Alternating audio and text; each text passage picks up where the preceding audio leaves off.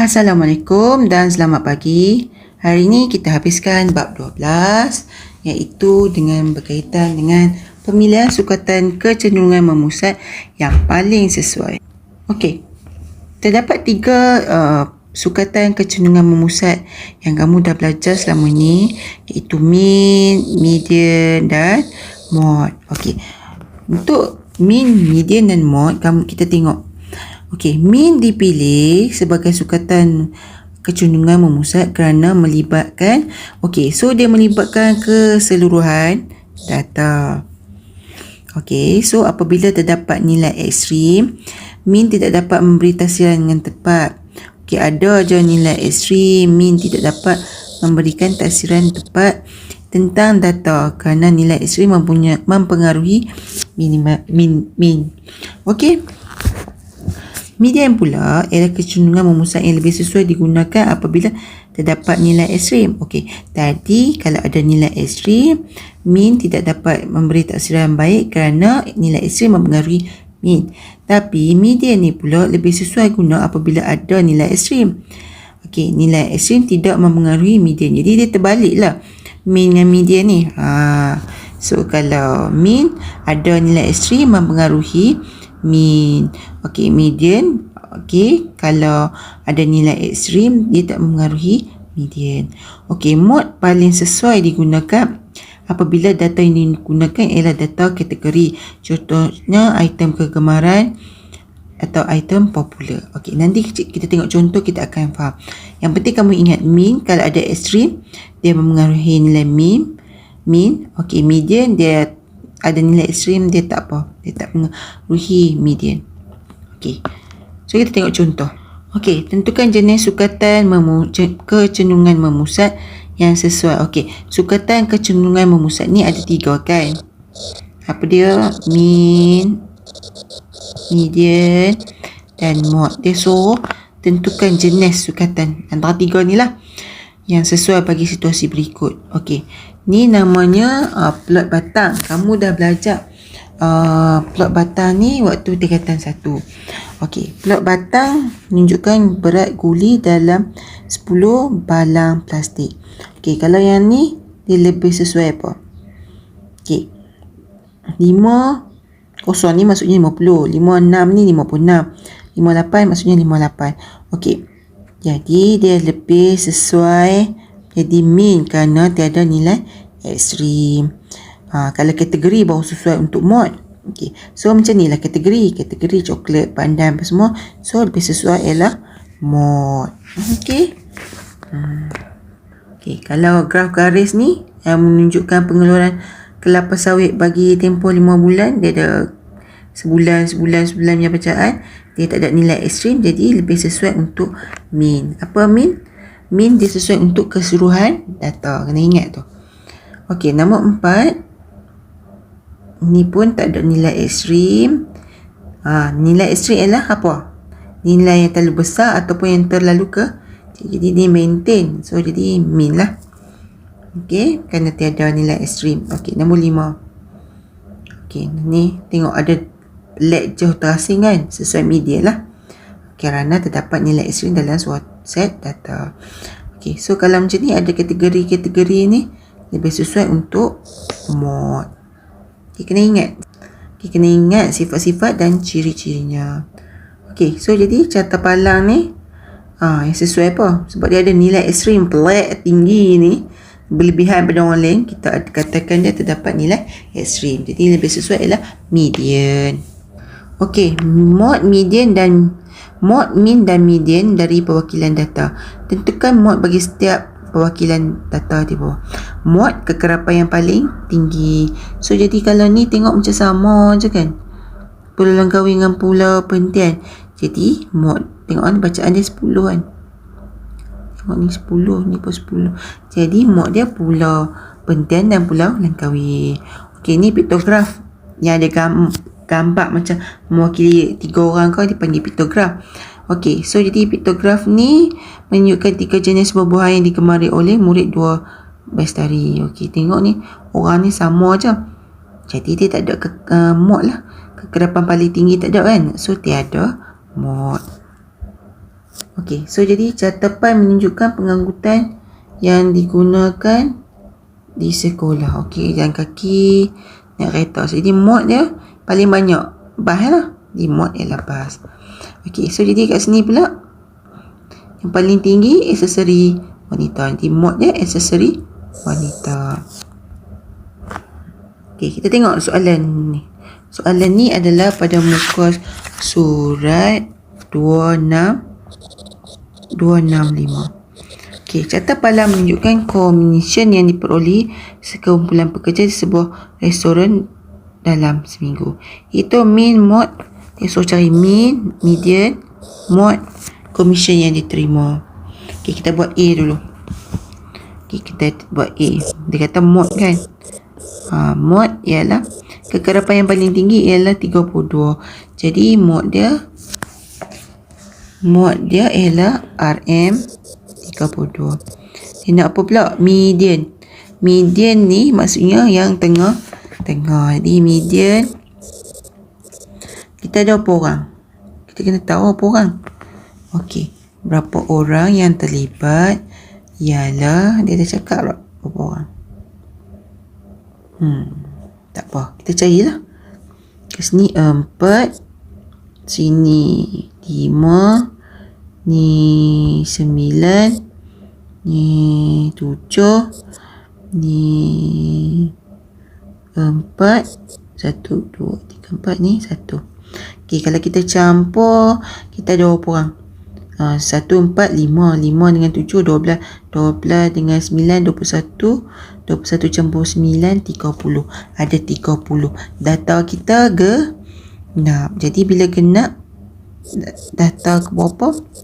Okey, data kita N bagi 2. Okey, jadi 30 bagi 2 dan 30 bahagi 2 tambah 1. Ingatlah formula yang sebelum ni cikgu cakap N per 2. Lepas tu N per 2 tambah 1. Okey, jadi data ke 15 tambah dengan ni 30 bagi 2, 15. 15 tambah 1, 16 bahagi 2 sebab kita nak dapatkan keseimbangan. Okey, so jadi data ke 15. Macam mana kita nak kira data ke 15? Okey, ni data pertama hingga ke 4. Kan 4 ni kan. Lepas nombor 4, ni 5. 5 hingga 4 campur 5, 9. Okey, lepas 9, 10. 9 campur 9, 18. Maksudnya, dia dalam kawasan ni lah. Jadi, data ke 15 ialah 9. Data ke 16 pun dalam kawasan ni. Okey, sorry. Data ke 15 ialah bukan 9. Data dia ialah 32. 16 pun dalam kawasan ni. 15, 16 dalam kawasan 10 dengan 18. Jadi, dia pun 32 bagi 2. So, dapatlah RM32. So, jadi median sama dengan RM32. So, settle dah. Sekarang hanya perlu cari min. Min belum lagi. Okey, tak celu cikgu kata buat garisan tu. Ni. Buat nak panah, jangan lupa. Min sama dengan, macam nak cari min? Okey, so jadi semua tu ialah 30 bahagi dengan 30. Okey, 4 darab dengan 30 tambah dengan 5 kali 31 tambah 9 kali dengan 32 tambah, tak muat dah. Okey, bila tak muat, cara dia Allah. Okey, yang tadi apa? 4 dengan 30 kan. Okey, buat panjang sikit, bagi 30.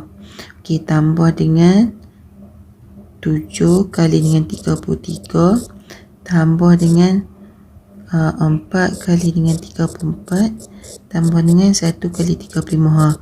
Tak celi buat macam cikgu ni, tapi kena padam lah tadi per dengan 30 tu. Okey, so kira-kira dapatlah RM RM32.17. Okey, siaplah soalan A. Muat dah ada, median median dah ada, mean dah ada. Okey, so hitung pecahan pekerja yang menerima komisen yang kurang atau sama dengan 32. Dia kata kurang atau sama dengan 32. So jadi okey, berapa orang yang 32?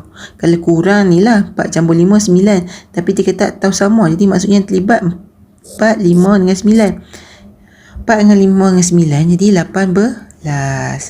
Jadi 18 orang daripada semua sekali 30. So dapatlah pecahannya 3/5. Kau kena baca balik tu.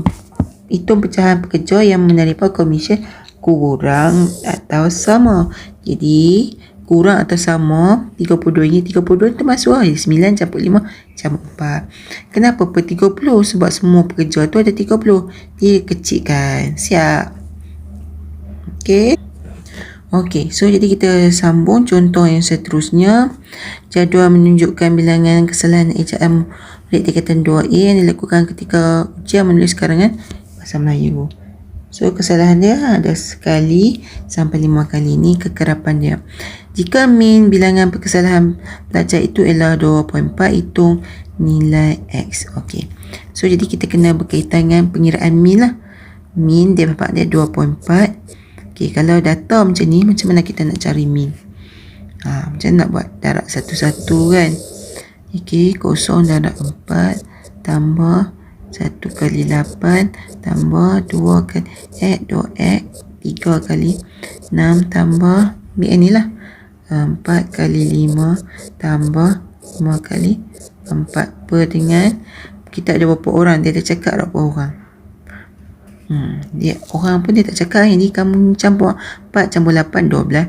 12 campur 12 campur 6 18. 18 dengan 5 23. 23 campur 4 27. Campur X jadi 27 tambah X. Okey, so selesaikan sekarang. Jadi apa yang kita nak buat ialah dapatlah 2.4 sama dengan 24 tambah, bila kita tambah semua ni dapat 66. Yang bawah ialah X tambah 27. 27 tambah X tambah 27 benda yang sama. Okey, so ni kita nak selesaikan pun darab naik atas. 2.4 darab dengan X tambah salah ni. 2 ni dalam kurung dengan tambah 7 sama dengan tambah 66. Okey, kembangkan dapat 2.4 X tambah dengan 64.8 sama dengan 2X tambah 66. Okey, so jadi ni 24 kan, 2X mai sini, jadi kita tolak kan, 2X tolak 2.4 kan, lebih daripada 2 kan. Ni mai sini tolak, jadi tinggal 0.4X sama dengan ni 64.8 pergi belah sana, jadi 66 tolak 64.8. So kamu akan dapat 1.2 0.44X. Jadi X sama dengan 1.2 bagi 0.4. Jadi X kita ialah 3. Dapatlah nilai X. Okey, settle dah. Tung B pula. B. Macam mana kita nak buat? Okey, so dia kata median ni dah siap. Median dia 3. Jadi kita tadi ada 30 kan. Bila 30 maksudnya kita punya median 3. Jadi maksudnya kalau 30 3 kat tengah-tengah lah. Okey, so jadi apa yang kita nak buat kat tengah, kita buat dulu. 0 ada 4, jadi buat 1 2 3 4. 1 dah dapat 1 2 3 4 5 6 7 8. Okey, 0 ada 4, 1 ada 8, 2 kita tak tahu apa. Okey, kita apa, kita stop set. Okey, 5 ni ada 4, 5 ada 4 ni ada 5, 1 2 3 4 5. So 5. Okay, so jadi kita hanya tinggal kat sini. Okay, 3 kita ada 6. Jadi 3, 2, 3, 4, 5, 6. Okey, jadi median kita adalah 3. Jadi kita nak cari nilai terbesar jika median di sini buat macam ni lah. Ambil 4 campur dengan bilangan 8.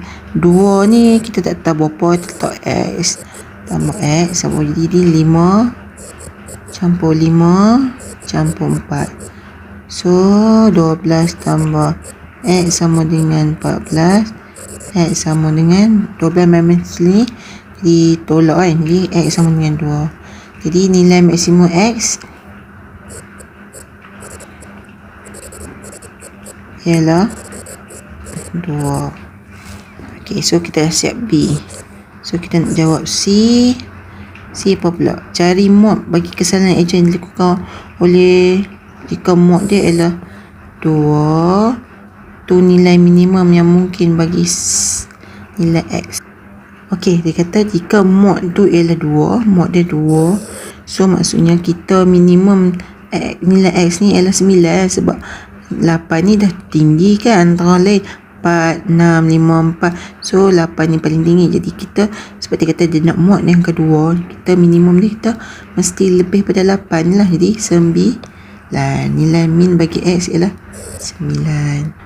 Okey, kita tengok seterusnya. So kata kecenderungan memusat dalam membuat ramalan, membentuk hujah dan membuat kesimpulan. Cikgu Ramai ingin memilih seorang wakil sekolah ke pertandingan bowling peringkat zon. Ramesh dan Khairil adalah antara pemain yang disenarai pendek dalam pemilihan ini. Ramesh dengan Khairil.